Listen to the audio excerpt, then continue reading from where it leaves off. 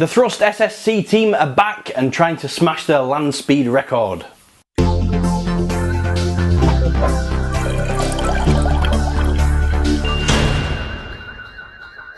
Back in 1997, the Thrust SSC team broke the land speed record of 763 miles per hour with their Thrust supersonic car. So far the work has been all computer based, with nothing to physically show any potential sponsors of the project, but tomorrow marks another milestone in its production. Tomorrow, the 3rd of October, the Bloodhound team will be heading down to Cornwall and Newquay's Airport Aero Hub to test fire their car's rocket engine for the first time at a raised pressure. To try and spur some youngster interest in science, as is a sideline goal of the project, the team have invited down a number of school kids to witness the test. The rocket has been tested before in the US, but only at half the pressure that it's going to be fired at tomorrow. The test is a real proof of concept for any prospective sponsors, as so far it's all just been on paper. The team have managed to secure the funding to build the vehicle, but now they need to find sponsors to keep it running for the 2 years following its production. Any company interested in investment would not only be stabilising the car's future, but also keeping the project alive for everyone to see.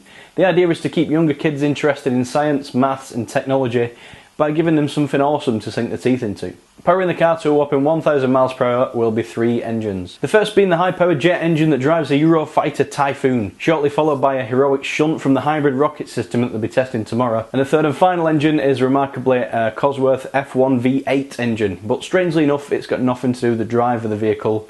Instead it'll be pumping the liquid oxygen into the rocket's fuel chamber. The car's predecessor, the Thrust SSC, or supersonic car, was powered by 2 Rolls-Royce jet engines, so this new model packs much more punch than its older brother. The Thrust SSC set the world record on the 15th of October 1997 at a blistering 763 miles per hour, and it was the first car in the world to break the sound barrier. Breaking the sound barrier is a term used when an object travels faster than the speed of sound, or 761 miles per hour, which creates a shockwave known as a sonic boom.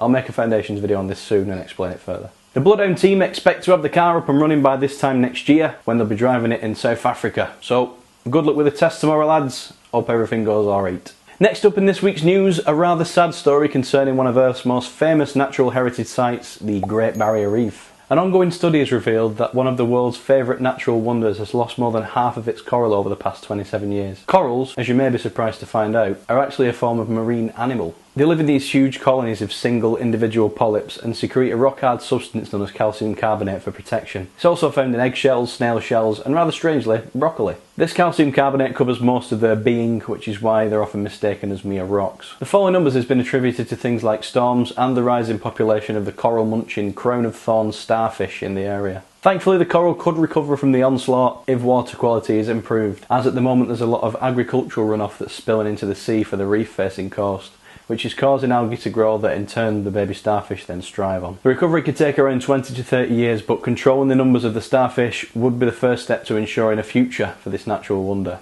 We'll just have to wait and see what happens. Enough concern about our planet, what about the history of another? Of course, I'm talking about Mars and the Curiosity rover. This week the rover has been snapping some more high-res images of rocks on the surface, more specifically one they're calling Bathurst Inlet. Who the f names these things? This one is named after a deep water inlet in Canada where the Burnside and Western rivers empty. The team have been scanning and prodding the rock, trying to unearth its secrets about the history of Mars. Another more interesting discovery is evidence of an old Martian stream bed where some time ago water would once have flowed. The scientists at the California Institute of Technology in Pasadena have said that from the size of the rocks the stream was carrying, it was probably moving around 3 feet per second, with a depth somewhere between ankle and hip deep. Makes you wonder where all that water went. This is confirmation that they really didn't know what they were doing when they picked this site, and they couldn't have picked a better patch to investigate for a previously habitable environment. Hopefully we'll have something a little more revealing to disclose next week, so make sure you subscribe to the show so you don't miss an episode. If you'd like to find out more about Curiosity, you can as always visit the NASA website or follow @MarsCuriosity on Twitter for the latest breaking news as it happens. If you'd like to ask us a science question, then please leave it in the comments below or tweet it @Deej on Science on Twitter,